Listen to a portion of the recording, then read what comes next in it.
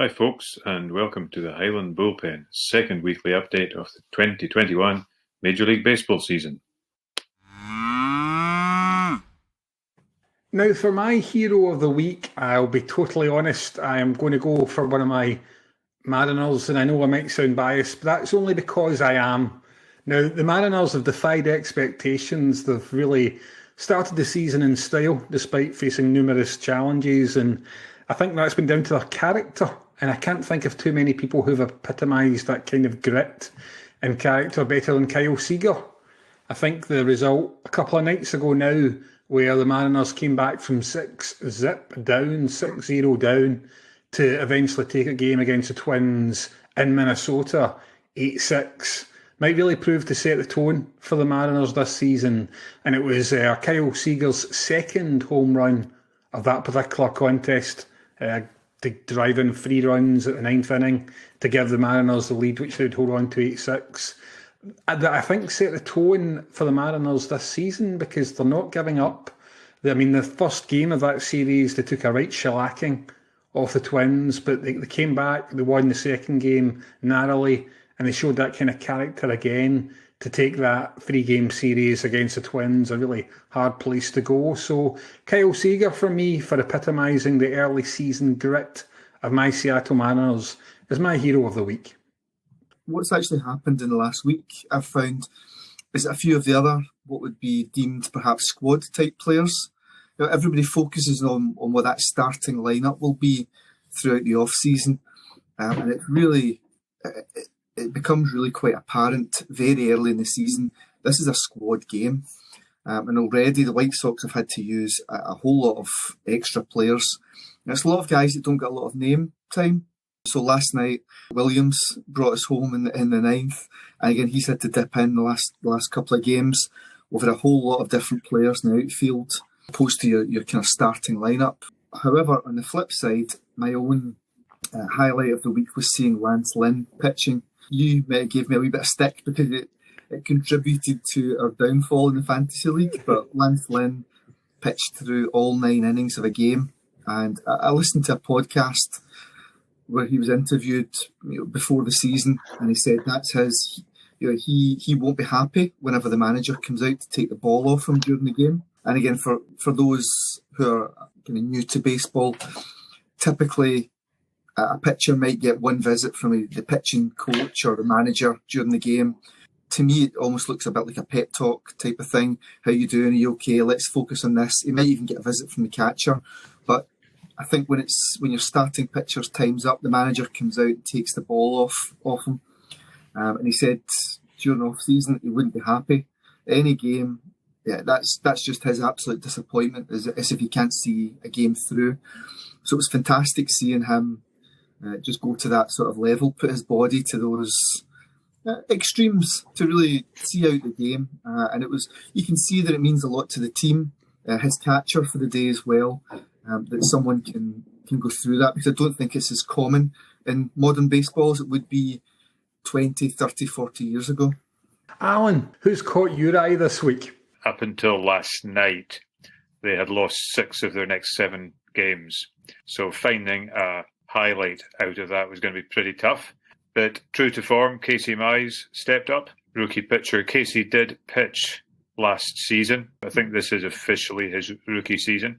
7 scoreless innings last night against the Astros. And a lot of Tigers fans excited to see Casey Mize achieve that sort of success on the mound. It made me think a wee bit about the fact you have rookie pitchers. Obviously, you have to have rookie pitchers. But when you think of young players breaking into a football team, how difficult is it for a young goalkeeper to break in? Most goalkeepers probably have to bide their time, wait till they're a wee bit older, more experienced. An outfield player, you're 1 of 10. Yeah, you've got a key position, but you get caught out there. Rookie pitchers in baseball's a pretty daunting situation when you think about it. You are the main man. You are the young guy coming out there. Now, another man who's got a smile on his face at the moment is Yorkshire Dave, whose Boston Red Sox have defied doomsayers, of which our very own bullpen bro was probably one of them, and have actually made an impressive start to the season. Dave, any of the Red Sox guys who've made that happen make your hero list, or are you looking elsewhere? Yeah, I mean, the great game of baseball has provided incredible amount of highlights and talking points, hasn't it, already just in, a week and a half. But I hope you will excuse me for choosing one of my own, because I'm, by which I mean a Red Sox player, not a hitter. They suddenly found their form with the bat, suddenly, and the obvious one to go for would be perhaps JD Martinez. My highlight and hero of the week, and also it's going to include something I learned, so this might go on a bit. So it's a three in one testimony, and I'm referring to starting pitcher Eduardo Jose Rodriguez Hernandez, or E-Rod, or just plain Eddie to his fans. And I think it's a bit of a heartwarming story. He made his first start last Thursday in 587 days. He caught the dreaded COVID-19 virus, and not only that, he developed complications, rather worrying complications, myocarditis, I think, which is inflammation of the heart muscle. So, I think he was really concerned that, okay, well, I'm fit enough and young enough to get through this, but am I going to come through this able to, to go back to being a professional sportsman? And he was assured that he should be able to, but nevertheless, it was the 29th of September 2019 when he last appeared on a big league mound. So, and then he was due to pitch the opening game, which is a big thing in baseball. I think he was supposed to pitch the opening game in 2020. He couldn't make that. Lo and behold, he developed what was referred to as a dead arm, which is not as serious as it sounds. I think it was inflammation of his left elbow. He missed the opening day and was put on the day-to-day list. So, extra pressure and nerves. But Game 7 at Baltimore, where actually I think he started his career there. I'm not sure whether he played for them for the first team, but that's where he was drafted. And I think Boston came in for him in 2014. So he's been there for a good few years. When he made his first pitch, he actually received from his own dugout a standing ovation from the manager and the players. So it's a pretty big deal. And he proceeded to pitch 5 solid innings, and he got the win as the Red Sox beat the Orioles 7-3. And this is where actually something learned comes in. In the excitement of this important, successful comeback, I'd missed the fact that it was credited with a win, and I had thought it was a no-result game in terms of the winning pitcher, but I was definitely wrong there. I knew he'd pitched the requisite complete 5 innings to qualify, but after 5 innings, the Red Sox were behind 3-2. I checked the box score today, and I should have realised, but yes, Boston were behind 3-2 after 5. But being the away team, probably should have realised this, and probably everyone listening knows the answer. But Boston bat first, of course, and they scored 2 runs in the 6th inning to lead 4-3.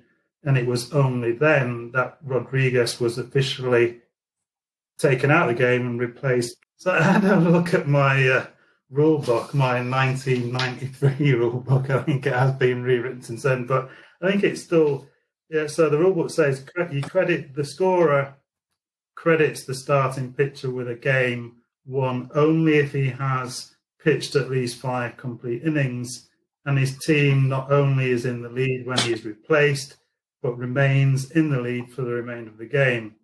Great story for E-Rod, for Eddie. It's got really important. I mean, what must it have been like for the guy? No, that's certainly a very worthwhile. That's what you call a hero. That goes beyond just batting and pitches. That's real heroics that actually, touch people's lives and stuff. And in that same game, I think the Orioles outfielder Trey Mancini as well, who missed last year with colon cancer, I think him and Rodriguez as well had a moment where they kind kind of acknowledged each other's incredible comebacks. That was a really fantastic piece there, and a great way to wrap up that Heroes of the Week. Hello there, I'm the other Dave, and on the rare occasions that the podcast just cannot hold the two of us, you may hear the guys refer to me as Cap. I'm a bit of a geek. I absolutely love anything really that you can come across a fandom. I'll be there with the bells on. But I've got, I was born and bred in Scotland, and I've got really strong club and country affiliations, and I've followed both across the globe. And whilst doing so, I've came across other teams that I've really took a liking to across various countries, like Union Berlin, Hamburg, Utrecht, Dordrecht, Villeneuve, Sampdoria. But the next time that it really moved up a level was in the MLB and coming across the Chicago White Sox, who I follow absolutely everything to do with now on a daily basis, and they've become a huge part of my life. So I love a blether, I love a chat, so please do get in touch. I'd love to hear from you, but if not, I hope you enjoy listening to the podcast. I've been so furious for the last few days that I'd like to kick off the villains piece, if I may, if that's okay, guys, because my villain, if you can call it a villain, is the whole system of video replays in baseball. Because if you're going to take a wonderful sport, you're going to stop it, chop it up, and go to New York for reviews, then they need to get it right with all the technology, with everything else that's going on. And this time, in my opinion, there was a scandalous video replay decision, or lack of decision, when, Alec Boehm, I don't know if you saw, guys, saw the Phillies versus Braves bit there, where the replay officials ruled that he was safe, even though, unless my old eyes have deceived me, he'd never touched the home plate before he got tagged. So we've seen others this season as well already. There was one when the Mets beat the Marlins 3-2, where Michael Conforto got the benefit of the doubt that he was hit by a pitch where the bases were loaded, when it looked pretty much to most baseball fans like he'd leaned in somewhat to take that physical hit and to get to walk in to get the winning run walked in. So if you're going to have video replay, technology has to get it right. So keen to hear what you guys reckon, whether I'm just blowing off steam in typical fashion, or whether there's something to be said for making video replay the Highland Bullpen villain of the week. What I guess the question in terms of video replay, to me, in a way, they're quite different instances, because when the guy doesn't touch the home plate, that to me seems pretty obvious. That's like a handball decision going to VAR and the guy's not touched the ball with his hand. So I don't understand how that got through. The Conforto one, I think, is slightly harder because the guy was hit by a pitch. It seems fairly obvious to me, watching it, that he made a deliberate movement to make sure that he was hit by pitch, and hit by pitch in a nice soft part of the upper arm, I think, wasn't it, as well? So, it'll be sore, but it'll not be too sore. So I can almost understand why that decision is made. But having said that, I might be tempted to go for Conforto as a villain of the week for his dastardly behaviour in doing that, rather than just going straight to VAR. Do they call it VAR? Probably not. You've set us up nicely for a piece later on in our Learning Zone feature, where we're going to talk a little bit about some of the sneaky tricks that baseball players employ to get those tiny advantages that make all the difference. But Yorkshire Dave, I don't know, have you got a view on those incidents in particular, or more in general, about video replay being a net positive or a net negative for baseball? Yeah, I did see that incident, and my initial reaction is, you're supposed to try and get out of the way. I'm not sure I would make him an out-and-out villain. I think possibly he knew what he was doing, but you can sort of lean into a pitch, and he probably thought, well, I'm not going to get really hurt. What can go on in your mind during the 0.3 of a second or whatever it takes for a pitch to get between the pitcher and you? But you're meant to try and avoid getting hit. The whole thing about the video replays, I think it's a good thing to try and get things right, the same as in football. The thing that I don't particularly like about it is, and it's the same in football, like it used to be, the offside rule. It used to be back in the day, if you were in line with the last defender, you were off. Right? And then they changed that to put it in the favour of if you're in line, you're onside, and that was to encourage, the attacking side of the game. And I think we've lost that, haven't we, with VAR? And I haven't heard anyone mention that. And it's kind of the same with baseball. There's sort of bang plays. Baseball is such a perfect game. There's a quote, isn't it, about perfection. 90 feet between bases in baseball is the nearest man has got to perfection, because you look at at how these plays are made. Almost every one, the runner's running at full pelt, the fielder is absolutely at full stretch, makes the throw, and it's a bang play. It's not absolutely clear, but there's an umpire right there. From memory, it's supposed to favour the runner. If you arrive there at exactly the time that the ball is caught, then you should be safe. Well, that's fair enough. Dave Jr., what's your take on these events? I'm really glad that Dave brought that up about the umpires. I'm actually really impressed by the standard of the umping. At times, and I know these guys are a lot closer to the action, but even just with a single, maybe a ground out to first base, the speed that ball can travel, and trying to gauge when the ball has got into their possession versus when the runner has managed to get into first base. Sometimes, that must be absolute millimetres.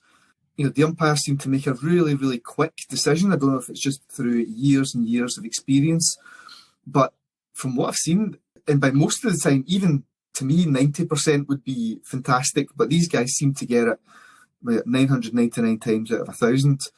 And even when they don't go to New York for a replay, very often the TV station will show their own replays, and you can tell that the guys have got it right first time. And I think they do a fantastic job. It's a shame sometimes when it does go to New York, and it really does hold up the game. I've seen a few actually where the result has come back, and I've just thought there's absolutely no conclusive proof to disagree with the original decision on field. No, absolutely. And of course, as you say, umpiring's a hard enough job with the speed of the ball, the speed of the players, everything you have to keep an eye on at the same time. But it's even harder when some of those players have a few sneaky tricks in their mitts, so to speak. So in the learning zone this week, I wanted to talk about framing. And first of all, Bullpen Bros, who here has heard of framing? Baseball and snooker. Well, excellent. I'm not sure they're exactly the same, but no, excellent. Well, I'll be the first to admit that I didn't know much about it then until a few days ago when I was listening to a radio commentary, which is a separate topic about how nice a way that is to keep in touch with baseball as well. But it referred to framing, and of course, for those that know, framing is the art of a catcher receiving a pitch and instantly manoeuvring his mitt somewhat closer to the strike zone. So if it's a pitch that's probably actually missed by an inch or so, the catcher will very quickly adjust his mitt to give the impression that he's actually taking the ball an inch or two the other way and effectively turning a ball into a strike. And from a little bit of research, I discovered that this can actually save up to about, I think it can make a difference of 40 runs over the course of a season. An expert catcher who's great at framing could save his teams 40 runs over the course of a 162-game season. So, yeah, Dave Jr., what do you make of this? Is this just brilliant technique or sneaky underhand antics?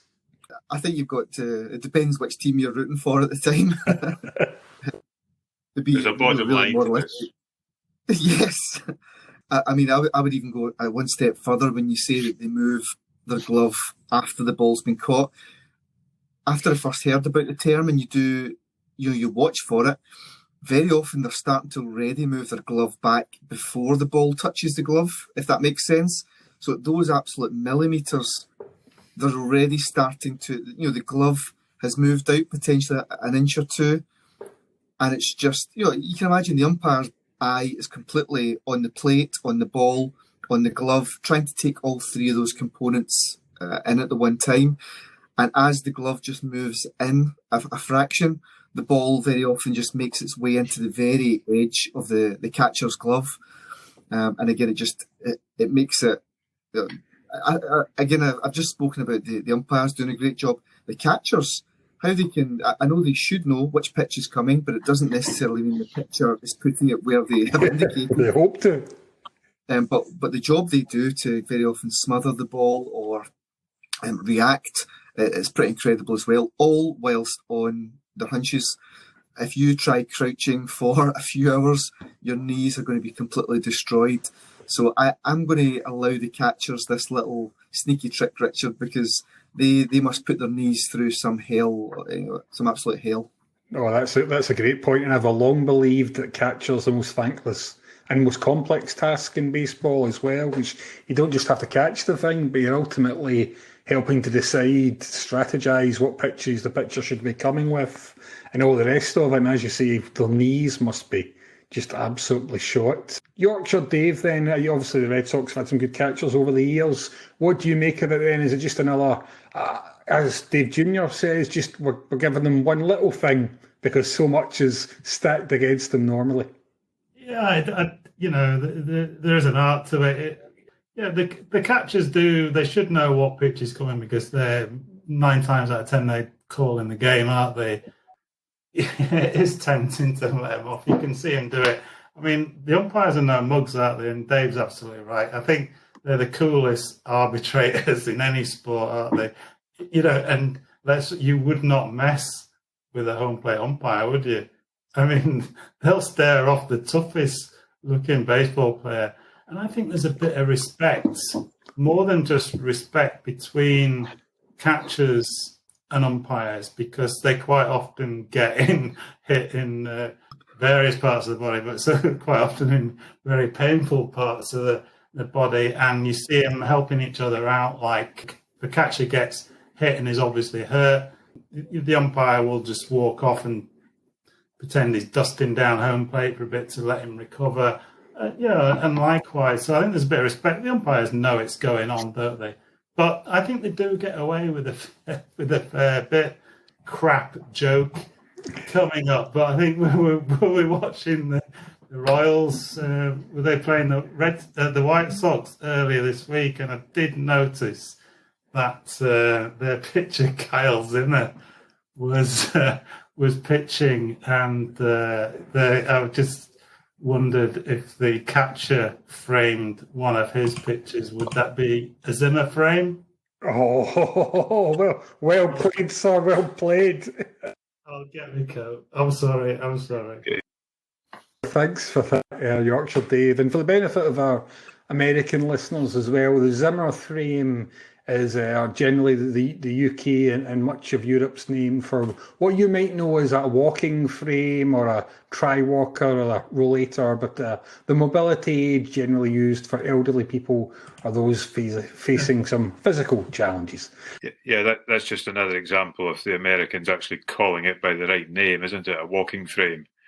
And there is a bit of chat in baseball as to why should you... I mean, you watch a game on TV and they have the wee frame, the box on there, so you know if it's a strike or not. Why do we then have that down to human error for somebody actually making that decision when some wee dude in the TV can work that out? There's a Twitter site, I think, called Umpire Scorecards, and you can actually go on and somebody is reviewing the decisions that the umpire has made on a daily basis. So, yeah, if Willie Collum and Kenny Hope and all these guys, they need to be thinking about how the Scottish football world will be measuring every decision they make. Can you imagine Twitter with somebody like that, a Scottish football referee, somebody then analysing their performance? The punters would be analysing the analysis. It would just be a nightmare. Very, very true, Alan. Very true. I'm a fan of a little bit of human error. I like the human interaction in the whole thing. So I do subscribe to the theory of it evens itself out. So no, I like a wee bit of human error. We're just not accustomed to it here. Yeah, I know, but and of course we're not accustomed to it in the Highland Bullpen. Obviously, either, Alan. We were completely strangers to any kind of human error.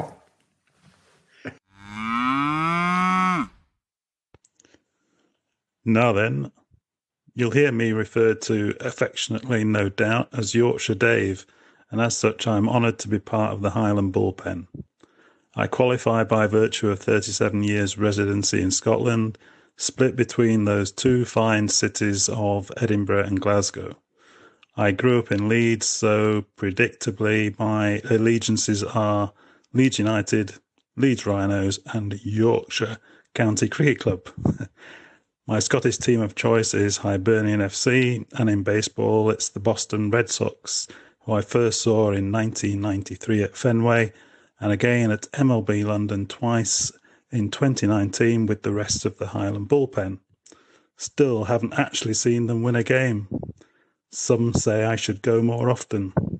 All silly.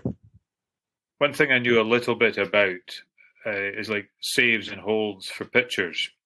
But I have been studying it a little bit more, and because I know you'll ask me about it in a few minutes, because it's one of the categories in the fantasy league scoring.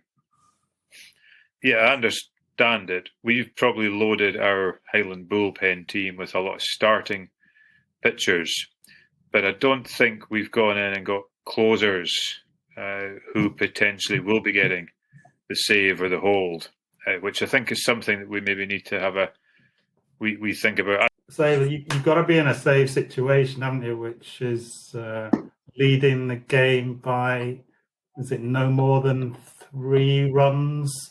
You know, you can't put a guy in if you're sort of 9-10 runs ahead and getting to pitch the last inning and he's going to pick up the save. I thought there was a guy, you know, when they get into a rundown, when the runner is sort of in between bases, this was a guy who was setting off to first, I think it was first, and he tried to evade the tag. I thought he'd successfully done that and then reached first base, but it was given out because he'd run outside the baseline. I suppose you can't allow them to just evade, otherwise they've been running all around the park and the game would go on forever, wouldn't it? I think both feet had to be outside the baseline. I think usually, you know, that's quite clear where that is. So yeah.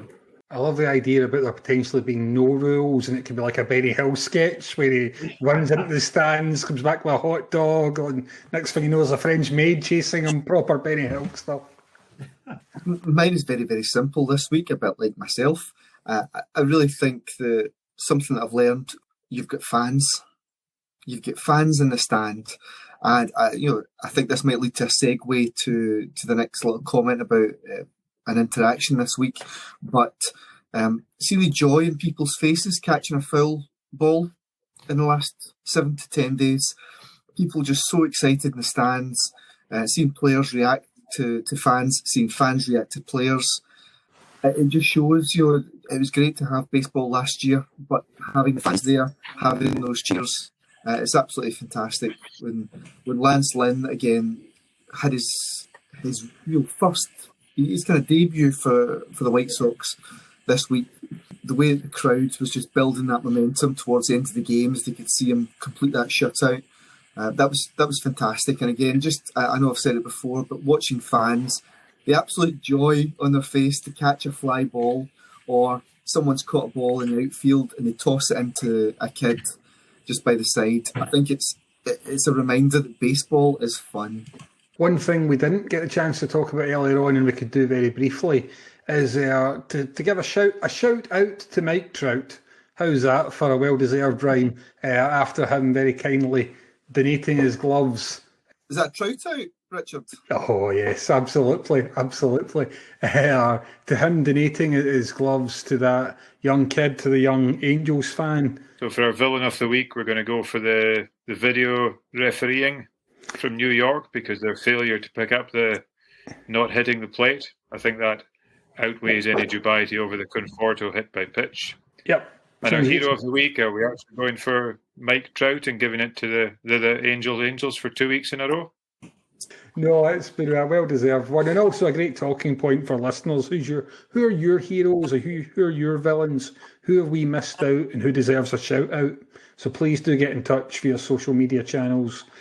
And on that subject of interacting with our listeners, who very often know more than us, we did a fantastic quiz segment last week in which Yorkshire Dave got a bit creative.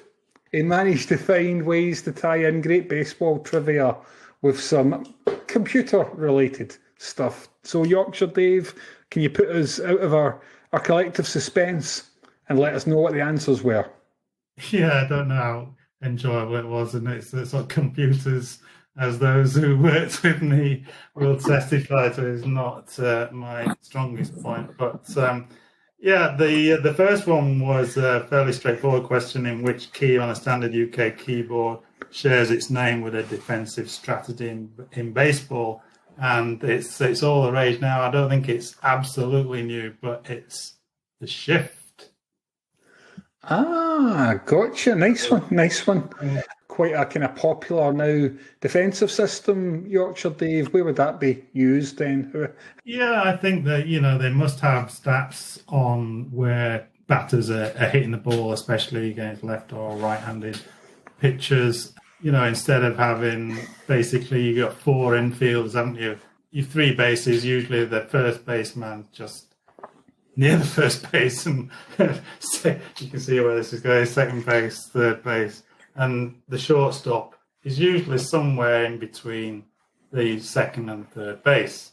So on the shift, they think, well, this guy normally pulls the ball or hits it the other way. If we throw sort of a ground ball down and away, then he's only going to be able to hit it the other way. So we'll shift the infield over to the right side of the field. So I think the sort of definition is if you've got basically 3 guys between first and second base, or 3 guys between second and third base, then the shift is on and the shortstop will, probably cover second base or something like that.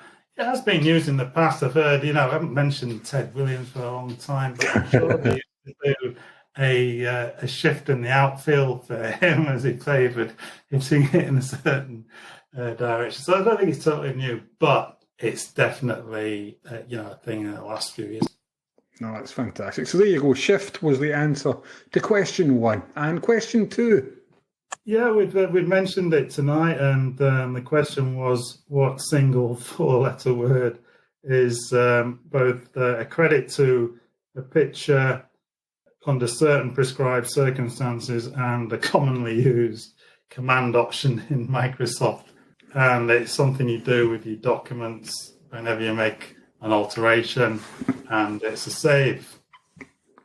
Nice one. That was one I did get. So the last one is, can you give me a 2-digit abbreviation? For those of you, it's this podcast, but the other 3 guys are giving me a 2-digit abbreviation right now. I can see them. It's a letter followed by a number, and this might be seen in a baseball card. I think it's an old-fashioned term denoting an out made by a left fielder. And it's also, I believe, the spell check function in Microsoft Word. And for those who like scoring baseball, this would be, if you fly it out to left field, the left fielder is number 7, so it would be an F7. Oh, like it. Dave, just got to say, we've got to doff our caps lock to you. Well done there. Absolutely. Excellent. Absolutely. There's a home button, isn't there? I missed that one. There's a home button as well. I don't know what that does. Fantastic. And for this week, we've got some questions of a slightly different slant this week, and actually a wee change of quizmaster as well. Alan, I believe you've got some questions for us this week. Thank you, yes. So last week we were delighted to issue one of our sporting podcasts, which was journalist Ewan McLean talking us around playing a round of golf at Augusta National, the venue of the Masters Golf. Unbeknownst to me, I found out two things about the Masters Golf related to baseball. I was reading the Masters Journal, and I discovered that there is a player who has played the Masters and also played in the World Series. So if our listeners are able to tell us who that is, would be absolutely fantastic. The chap actually played with Babe Ruth, I believe. So that'll give you an idea of the era. The great thing about this, playing in the World Series is a fantastic achievement. You then sort of think, is this one of those questions like name the celebrity chef who played for Rangers, which is Gordon Ramsay, who was also a decent footballer and once played half a game of a friendly for Rangers against East Kilbride Thistle or whoever. Well played to him. He's well above our footballing skills. But this is a genuine question because this guy actually won PGA Tour events, played in the Masters several times, but also featured in the World Series. And in fact, I think 1,700 at-bat appearances. Wow. Not an insignificant achievement. So if anybody knows his name, would be interesting there. But what I'll give you is an easier question because there's a player who made the cut at the Masters this week whose father was part of the Baltimore Orioles roster for a couple of seasons. He never actually made it to the majors, but he played a number of games with the minors, the Bluefield Orioles and the Peninsula Pilots. For the bullpen as well, has a fantastic name. But which player who made the cut at the Masters father was on the Baltimore Orioles roster? Fantastic. There are a couple of classic questions there, Alan. I know listeners will enjoy trying to puzzle those out.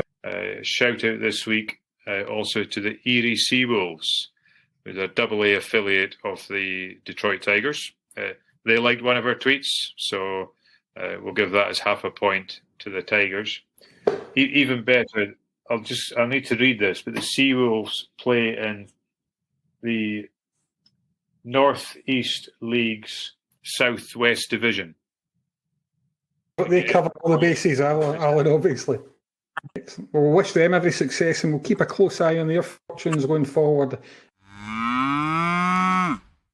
Hello, Highland Bullpen listeners. I'm Richard, known as Rico to my fellow Bullpen bros. When it comes to baseball and soccer, my heart lies in the West Coast. Over in the States, the Seattle Mariners are my team. And back home in Glasgow, Scotland, my heart lies in the green half of the city with Celtic. I love other sports, primarily boxing and MMA. We've had a mixed week, it's fair to say, in the fantasy baseball world. I'm quite happy with what we finished up with actually in the first week, which was a 10-day or 11-day week. And to be fair to us, it was totally our first time. We've spoken about the fact that we're only picking players from our own four teams, but we haven't got a clue how it worked, did we? Even till the day that the results were given for the first week, we only just really found out that, although it's a matchup against one of the other teams, and it's not like a win, lose or a draw. There's 10 different categories, 5 categories in batting, 5 in pitching. So we came out on top in 6 of those categories against 4 in our opponents. So we get 6 points, they get 4. So I think that's pretty good actually, because you could have a good week in several different areas, and if you just lost 5-4 or 6-4 or something like that, you wouldn't like to sort of lose out on those points. So I think it's now that we understand it a bit more, I think it's pretty good. We've got those couple of areas where we've seen that we don't have many pitchers who are getting into save situations, so we're vulnerable there. You might want to see about, do we have any other players who are good at stealing bases, speedier players, something like that. I think we've got plenty of hits and strikeouts, didn't we, and home runs. So I'm really pleased. It's good fun, actually, isn't it? I think For me, it's been great as well because I'm learning about your three guys' teams. I'm learning a wee bit more about, yes, it's a scoring for fantasy baseball, but it's about how the important features of baseball itself, which we sort of think we understand, but we then see this in reality as well. We, for whatever reason, started off fairly well and were leading most of the way through until we had a bit of a disastrous pitching outing on the penultimate day, which put us into arrears going into the last day on the pitching count. So I had a quick look at it and thought, the only way we're going to win this is if we can turn the pitching around. So, of course, what we did was we went and won it by turning the batting around. The roster changes we made were successful, but not maybe quite the way I anticipated. So I'm going to award Players of the Week. And again, the fantasy stuff is fantastic because you can see your cumulative stats for every player you've had in, including players you've chosen to take off the roster. So I'm hoping that continues throughout the season so we can get a player of the season. The batter of the week, there's no argument there. He's already been mentioned tonight, and that is Just Dingers Martinez. 10 runs, 5 homers, and 16 RBI. Quite a considerable way above anyone else in our team. And we've dropped a couple of players in that part of the team today. The lower end of our order, shall we say, and we've taken Grossman and Ramos back in, a couple of Tigers players. The pitching was a wee bit harder to identify a player of the week. I think maybe a couple of candidates here. Matt Boyd of the Tigers did well. He got a win. He got 10 strikeouts. Evaldi of Boston was just ahead of him. Evaldi got 1 win, 11 strikes and a 1.46 ERA, whereas Giolito was 1 win, 18 strikes, so much better, but a 4.22 ERA. So that then comes down to a shout between Eovaldi and Giolito, whether one of them is our pitcher of the week. Yeah, I'm probably going to go for Giolito on the basis that we lost the ERA run, so I'm going to give him the nod. Lance Lynn almost picked up the villain of the week by he stuffed us on the Saturday night when we really struggled, but fortunately the boys came back on the Sunday, and that turncoat Lynn, we didn't really worry too much about his renegade appearance for Angels over the pond. So we're on to tea and tops this week, so let's see how we do against them. So the initial fantasy outing was against Angels over the pond and tea and tops this week, Alan, is that right? Yeah, so that's a podcast that discuss baseball cards. So yep, no, I love baseball cards myself, so we're definitely recommending them regardless of whether they win or whether we get the victory in this next encounter. And not that we're competitive, but I must say, I think our inter-bullpen league has been lost a little bit of its lustre for me, I must confess, this week. And purely coincidentally, my sinking Mariners have in fact sunk down from top spot. They've been overtaken by the prediction-defying Boston Red Sox. So Yorkshire Dave, you've climbed atop the Highland Bullpen Bros League. Hi, I'm Alan, and I put the Highland in the Highland Bullpen. I'm originally from Dingwall, where I was brought up watching Highland League football, supporting my local team, Ross County, who are now, of course, in the Scottish Premiership, along with my big team, Rangers. I love watching sport, and I love playing a bit of sport. I play golf and I cycle. I'll travel to watch sport when I can.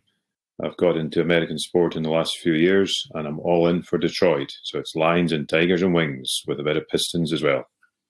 Let's maybe wrap up by looking at our teams kind of weeks ahead, the week ahead, and see how we think we're going to do. Certainly the Mariners against the Orioles, I think the Mariners could potentially continue their good form, but then they entertain the Astros and the Dodgers come to Seattle as well. So I think we need to rack up a few wins before those teams come to town.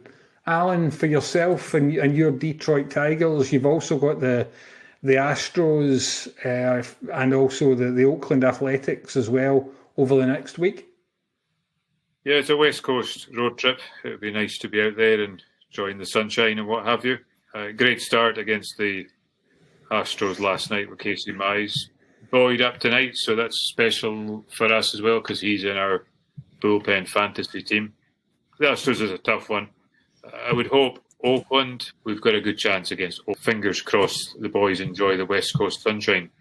Absolutely. And Yorkshire, Dave, your Boston boys are currently in action. They need to start finding their bats. They're a couple down to the Twins at the moment, but you've got the Twins. And then, drum roll please, we have a fantastic series where the Boston Red Sox will take on the Chicago White Sox, pitting Bullpen Bro against Bullpen Bro in a Highland Civil War. So who's going to come out on top in that series, lads?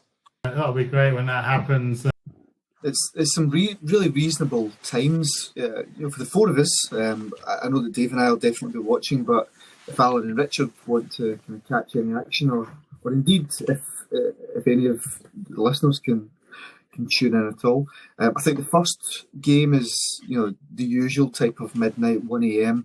But then I believe on Friday night about 9 o'clock. But then they actually get earlier, the remaining games.